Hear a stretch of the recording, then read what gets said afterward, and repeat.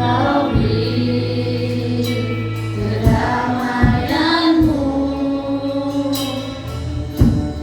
dalam keraguan temukan wajahmu.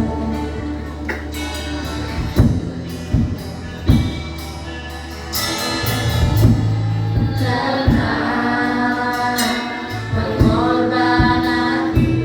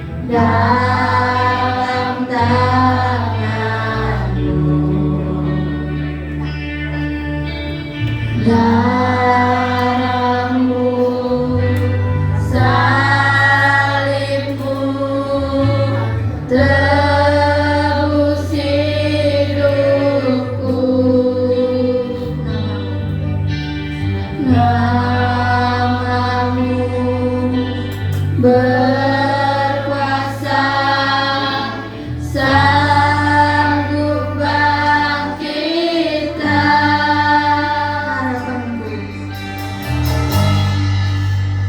Harapanku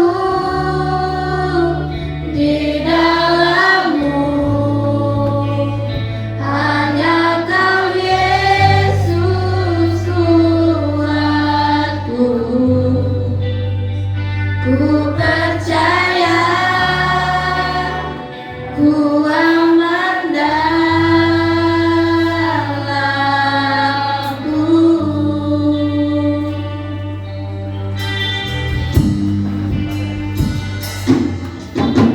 Kasih-Mu, karya-Mu nyata dalam hidup. Kau pegang hidupku dalam tangan-Mu. Darah-Mu, salib-Mu tebus hidupku. Nama-Mu berkuasa, sanggup bangkitkan.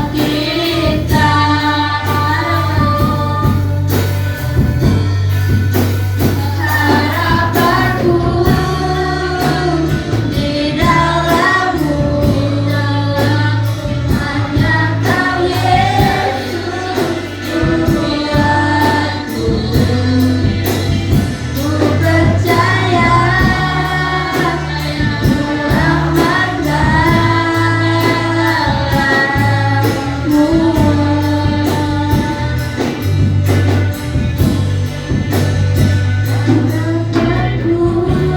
Mas ada Mas serana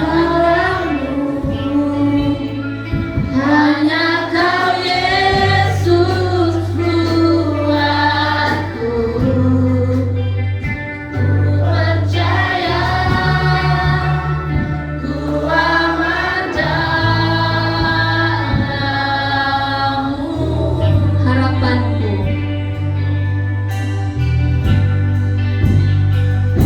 harapanku di dalam-Mu,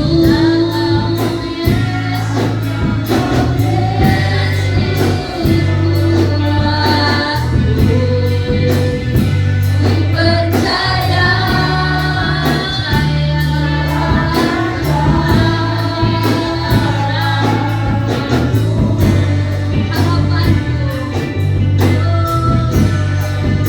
dalam-Mu, hanya Kau Yesus Tuhanku.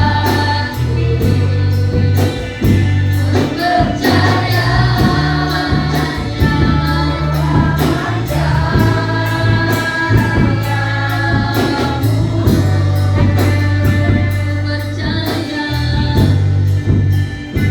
ku percaya, ku aman dalam-Mu. Katakan ku percaya, ku percaya, aman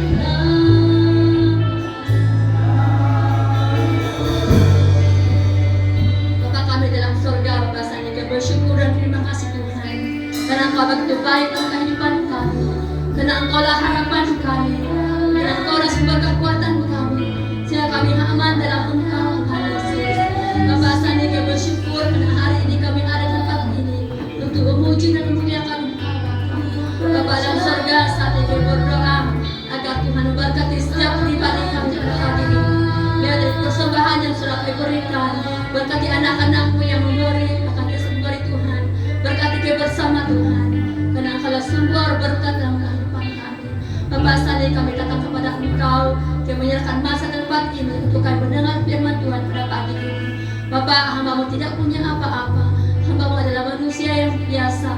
Tapi Kamu agar Roh Kudus Tuhan hadir dalam kehidupan hamba-Mu, hadir pada hati jemaat Tuhan pada pagi ini, supaya apa yang keluar pada mulut hamba-Mu adalah menurut kehendak Tuhan, bukanlah kehendak hamba-Mu pada pagi ini.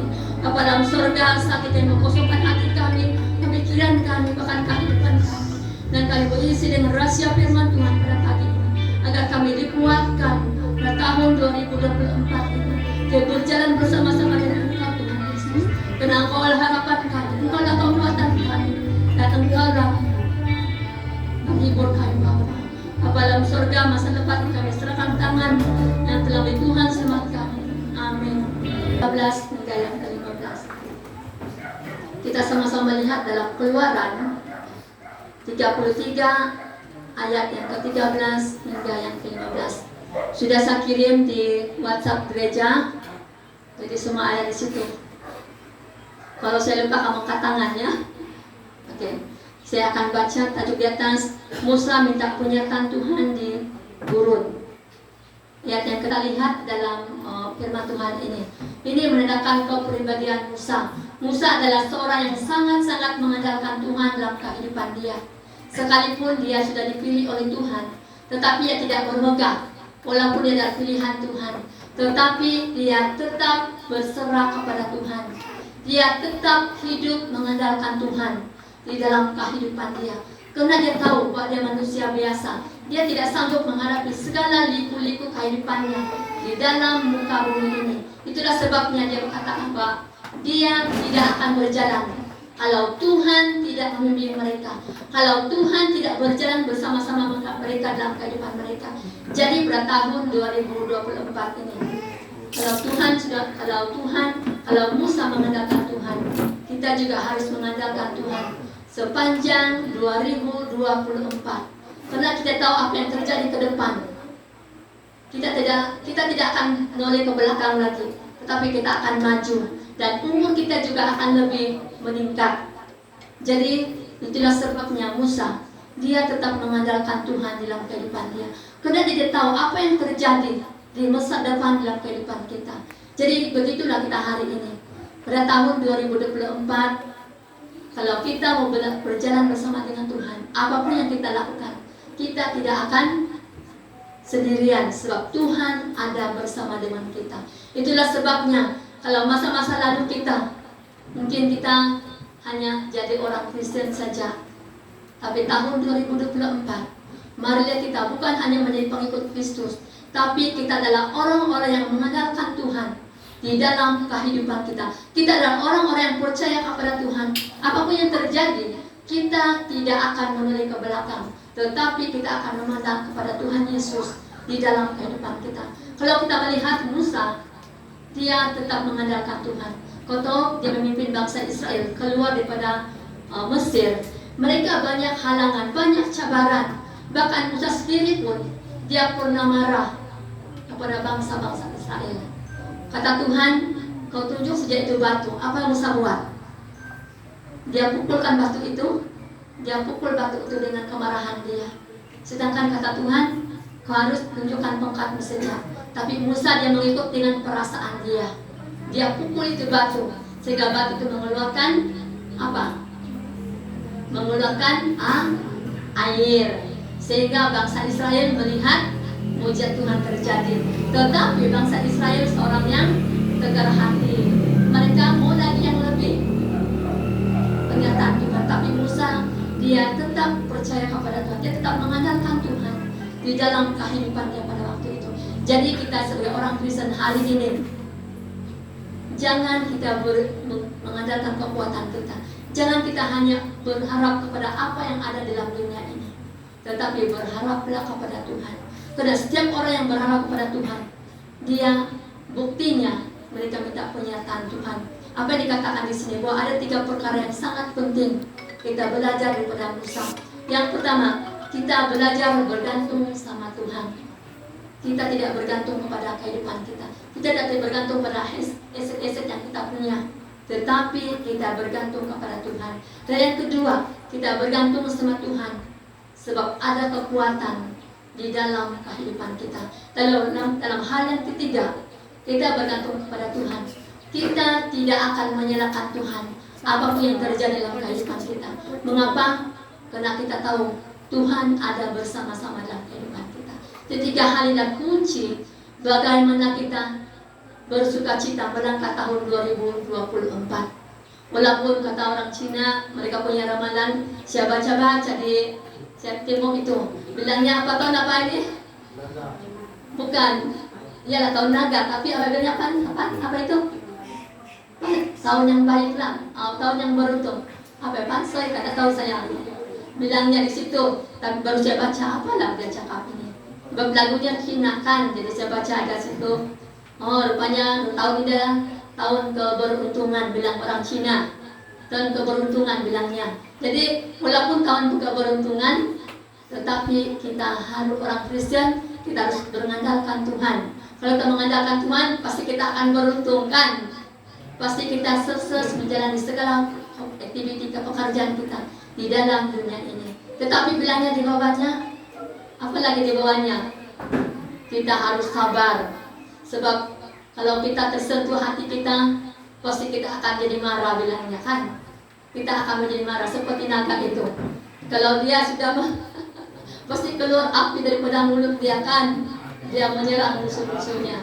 Jadi ada keberuntungan menuntut kesabaran di dalam kehidupan kita. Orang yang sabar pasti dia akan berhasil di dalam kehidupan dia. Jadi inilah perjalanan hidup kita. Itu adalah ramalan mereka. Tapi kata Tuhan, setiap orang yang mengandalkan Tuhan dalam kehidupan mereka, bergantung sama Tuhan, mereka akan memiliki masa depan yang lebih baik dalam kehidupan mereka. Jadi hari ini, milikilah kehidupan kita bergantung sama Tuhan lebih daripada masa-masa lalu kita. Mungkin masa lalu kita hanya berdoa begitu saja. Tapi hari ini kita berdoa lebih lagi, lebih taat kepada Tuhan. Mungkin kita berdoa kalau pagi sejak kita bangun berdoa saja. Mungkin kita berdoa makan saja. Mungkin kita berdoa untuk tidur saja kan.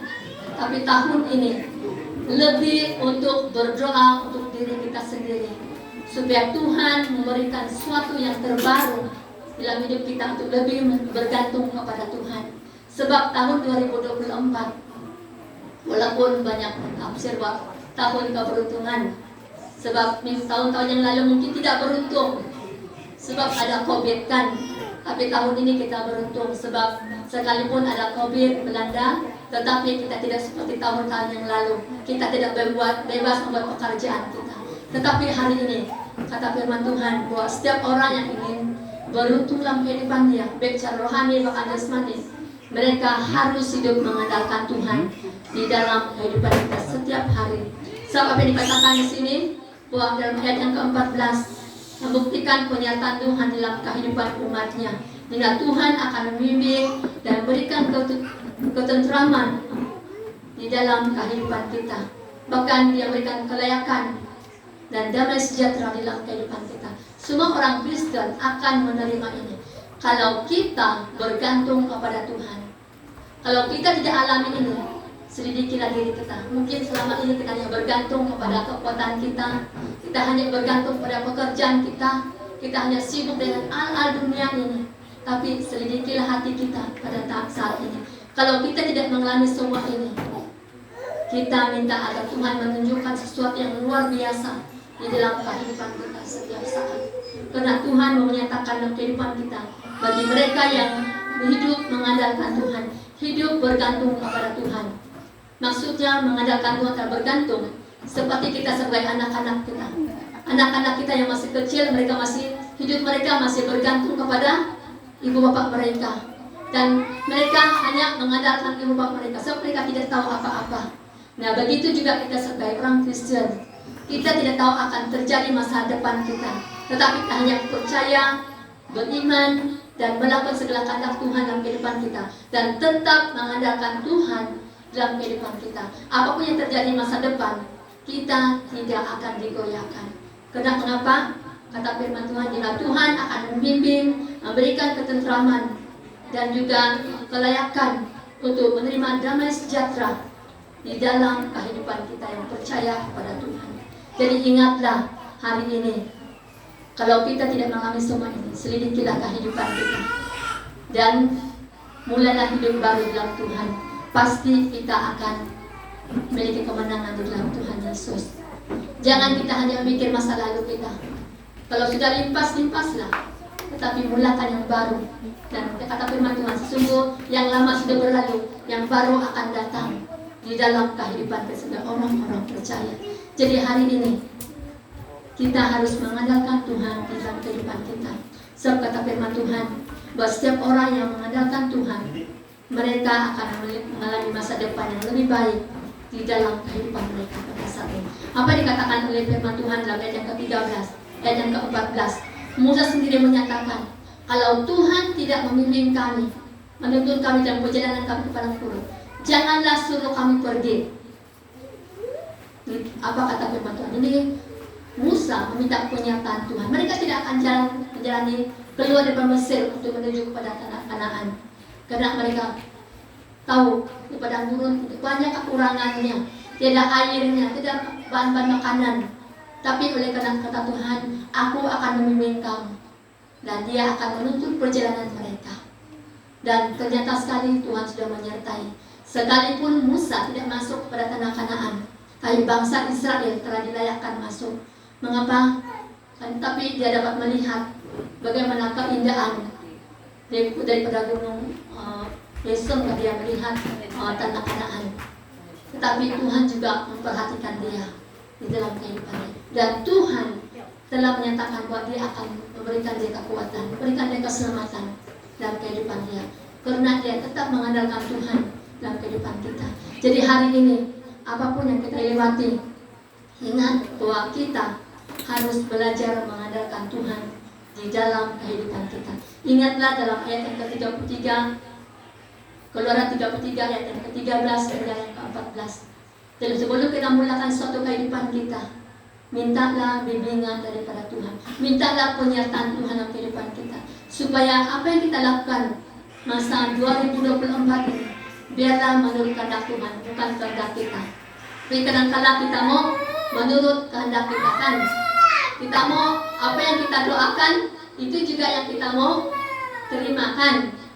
Tapi jarang kita berdoa, Tuhan kalau dia bukan kehendak-Mu, biarlah semuanya gagal. Mau kita tidak mau, kan? Kita mau semuanya berhasil menurut apa yang kita pikirkan.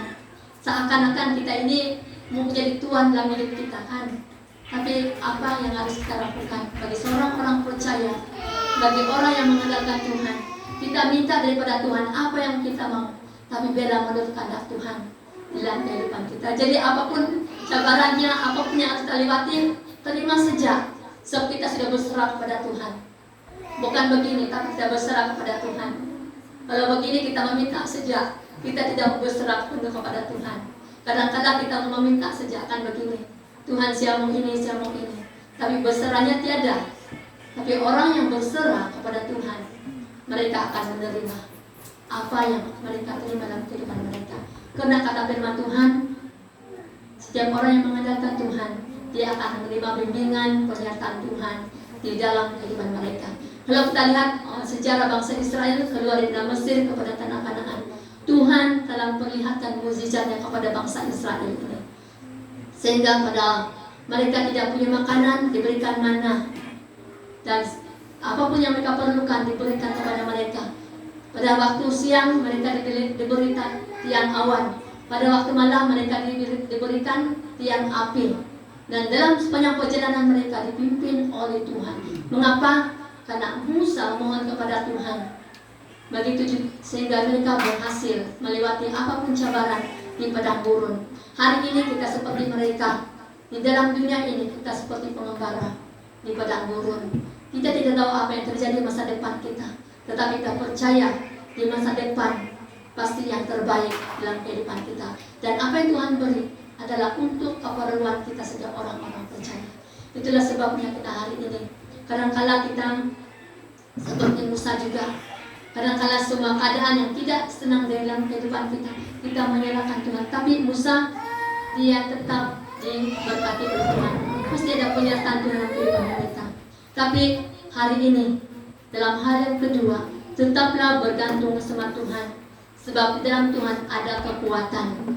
Ingat, di dalam Tuhan ada kekuatan. Sekalipun banyak cabaran yang harus kita lalui dalam kehidupan kita. Mungkin masa yang lalu 2023 banyak kenangan yang menyakitkan kita, banyak masalah, banyak kekhawatiran yang terjadi dalam hidup kita.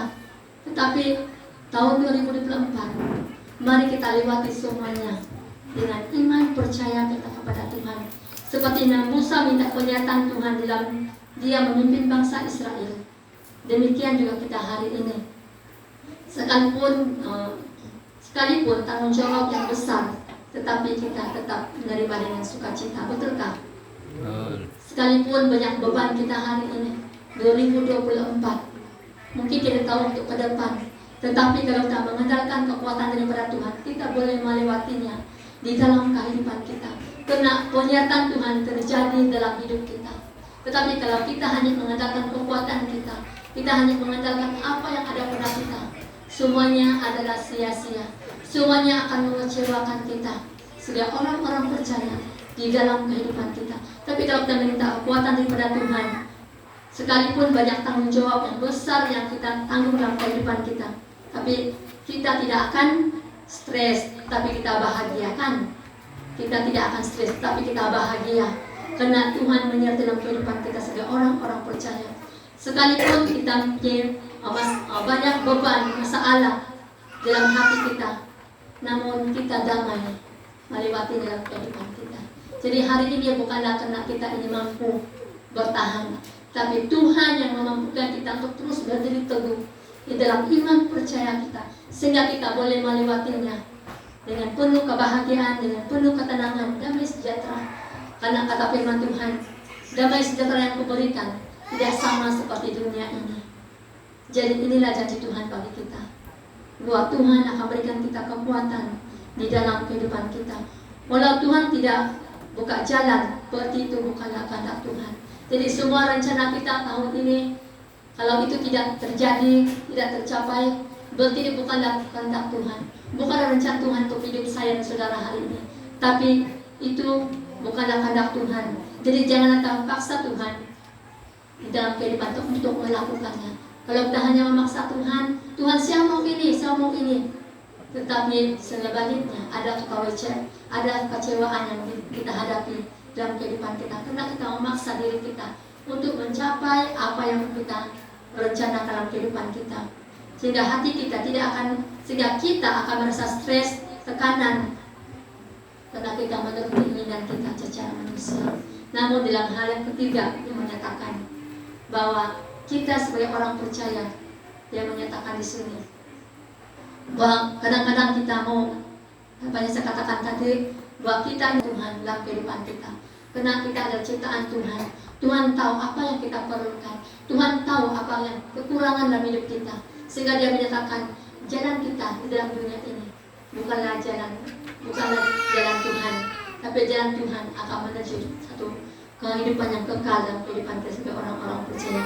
Jadi kita melihat di sini bahwa sebelum kita melakukan segala sesuatu harus berdoa dan minta petunjuk daripada Tuhan di dalam kehidupan kita.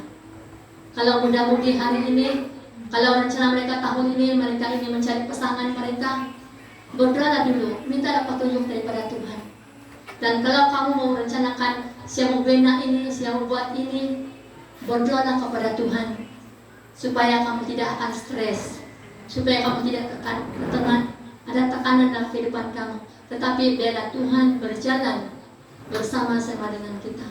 Pasti kalau Tuhan sudah menunjukkan jalannya bagi kita, pasti kita akan bahagia, pasti kita hidup dengan aman damai dalam kehidupan kita sebagai orang-orang percaya. Tetapi kuncinya kita harus berdoa, minta petunjuk daripada Tuhan di dalam kehidupan kita, dan biarlah kehendak Tuhan terjadi dalam kehidupan kita. Berarti adalah bukti bahwa kita bergantung kepada Tuhan, bukti kita mengandalkan Tuhan di dalam kehidupan kita. Jadi ini adalah pengalaman kita bersama. Mungkin masa-masa lalu kita sudah membuat sesuatu, kita bertindak menurut keinginan kita sendiri, sehingga kita merasa kecewa, kita putus asa dalam kehidupan kita.